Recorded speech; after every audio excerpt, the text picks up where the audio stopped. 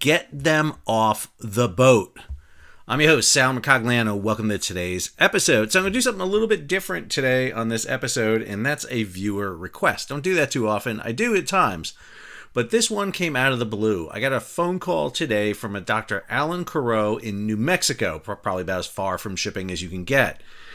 He wanted me to discuss this topic. Now, we cover all different sectors in shipping on here. We talk about Navy, we talk about military, we talk about containers, we talk about oil tankers, we talk about bulk carriers, you name it.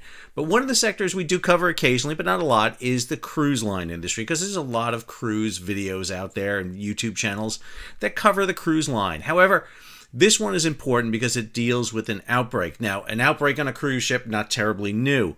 This one is different. It deals with an outbreak of what's called Hantavirus on board a ship that is currently anchored off Cape Verde Island in the middle of the Atlantic.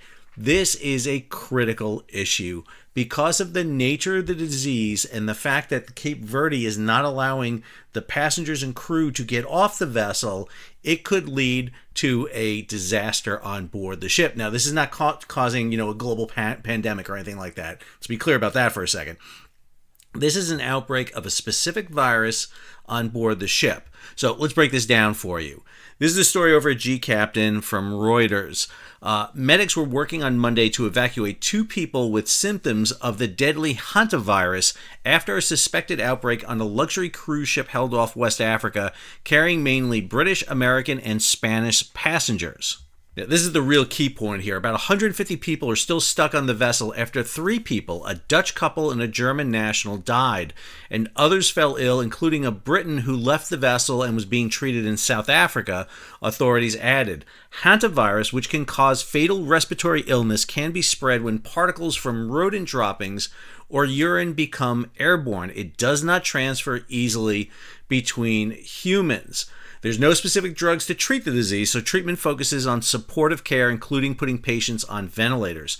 The World Health Organization said the risk to the wider public was low and there was no need for panic or travel restrictions, but authorities in the island nation of Cape Verde said that they have not allowed the Dutch-flagged motor vessel Hondius to dock as a precaution.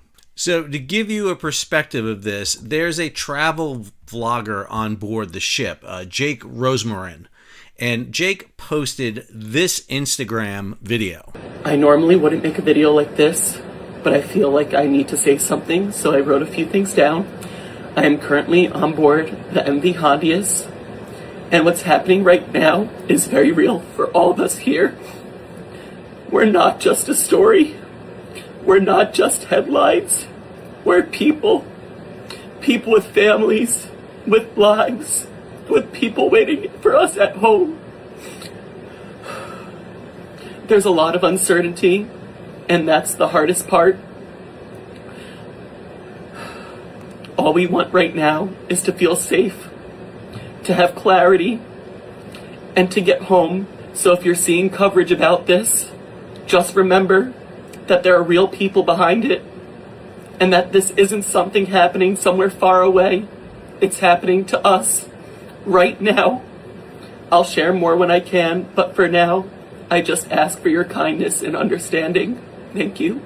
So this is the ship in question here, 2019 Netherlands flag vessel, a very typical type ship you would see on these expeditions. Now it's operated by Oceanwide Expeditions, who kind of caters to this kind of high-end, very far away kind of voyages where you can go on board to very remote places. And as you can see here in marine traffic, it's pretty remote places they go to. They're operating off the very southern tip of South America, heading over to Antarctica and a series of islands in and around the region, the Falkland Islands, South Georgia, and then they were taking a run up north here, heading up, and they're hitting a whole batch of really small, out-of-the-way sandspit islands. I mean, the middle of nowhere.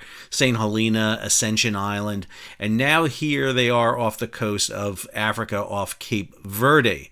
And what has happened is an outbreak on board the ship. Now, this type of disease, they believe, is transmitted from rodents that come from South America. And this is a really important thing. Rodents on a ship is a serious matter. This is why you put rat guards on mooring lines, so you don't get rats onto ships. This happens all the time. It's not just for show. Now, the Hondius had left Ushuaia in southern Argentina in March, according to the company's documentation. This was supposed to be a kind of a ranging Antarctic nature expedition. I mean, this costs you about $16,000 to $25,000. And while you may sit there and say, well, they get what they deserve, no one deserves what's happening to them right now.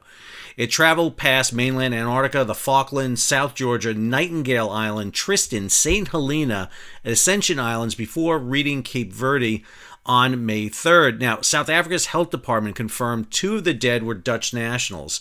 A 70-year-old man who died on St. Helena on April 11th, and his wife, 69, who died in South Africa after collapsing at OR Tambo International Airport. She was flown off at Ascension Island, along with a British man who's being treated in a private clinic in Johannesburg. The German victim on board the ship died on May 2nd. Now, according to a spokesman for the Netherlands National Institute for Public Health and Environment, when asked about the source for it, they said, quote, "You could imagine, for example, that rats on board the ship transmitted the virus. But another possibility is that during a stop somewhere in South America, people were infected, for instance, via mice, and became ill that way." Some evidence of human-to-human transmission in the Andes virus, but that's significantly rare. The outbreak of Hantavirus, and I went over to the CDC's webpage about this and exactly what it is. I am a doctor of history, not a doctor of medicine. Hantaviruses are a family of viruses that can cause serious illness and death. The viruses cause disease like hantavirus pulmonary syndrome, HPS, and hemorrhagic fever with renal syndrome. So if you look at the hantavirus pulmonary syndrome, the symptoms usually start to show 1 to 8 weeks after contact. It includes fatigue, fever, muscle aches. About half of the patients will experience headaches, dizziness, chills, abdominal problems like nausea, vomiting, diarrhea, and abdominal pains. About 38% of the people who develop the respiratory syndromes may die from this disease. On the hemorrhagic side, symptoms usually develop within 1 to 2 weeks. This includes intense headaches, back and abdominal pain, fever, chills, nausea, blurred vision. May also include flushing of the face, inflammation or redness of the eyes, or a rash. Later symptoms include low blood pressure, lack of blood flow, internal bleeding, acute kidney failure. There's about a 5 to 15% fatality. Now, the crucial issue here is if they were infected on the boat, then that disease is still sitting on the boat, and you have 150 people trapped on the friggin' boat that can get sick. The way to fix this is get the people off the friggin' boat, go in, fumigate the boat, whatever you have to do to defunk the boat of Hana fever so that it's safe on board. What you're creating here is a potential nightmare for the 150 people on board, passengers and crew. They need to get off. The problem is Cape Verde is not allowing them off, and this is a problem we see happening a lot around the world. Under the UN Convention of the Law of the Sea, under the Search and Rescue Convention, and per the International Maritime Organization, nations have to help vessels in distress. This ship should declare itself in distress. It is in the middle of an emergency. It is a medical emergency. You need to get the patients off. What Cape Verde is worried about is an outbreak of hantavirus. This can be controlled, masked, isolated, controlled. The treatment here is assist with breathing, IVs. This is it. The disease is originated on the ship. It is not probably this air-to-air spreading contact. And if it is, you keep the patients isolated for a period of time until you get away from this. Set up an area where you can house these people, put them ashore, and get them off the friggin' boat. I can't tell you how many times people and nations are refusing medical care for ships at sea. This happens a lot. We usually see this when ships have fires and hazardous material on board. Ships will not give ports of refuge because they don't want to bring that into their port. Cape Verde has this ship sitting off there, and they're going to send it off. They're going to send it up to Tenerife or maybe somewhere else. They're going to kind of hand off the problem here. In the meantime, people may be getting infected with this disease, and we could have more fatalities happening. So if you can do anything you know to get Cape Verde to help these people, then let's do that.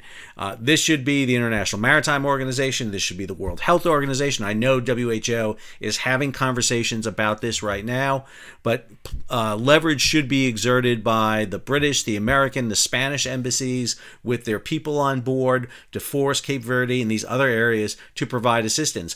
This has got to be an all-hands affair when there are medical emergencies, and we do see these happen on ships all the time. So I wanted to put this video out there and make you aware of this. I'm not trying to scare you off a cruise in any means. I'm going on a cruise myself this summer, not meaning to scare you off.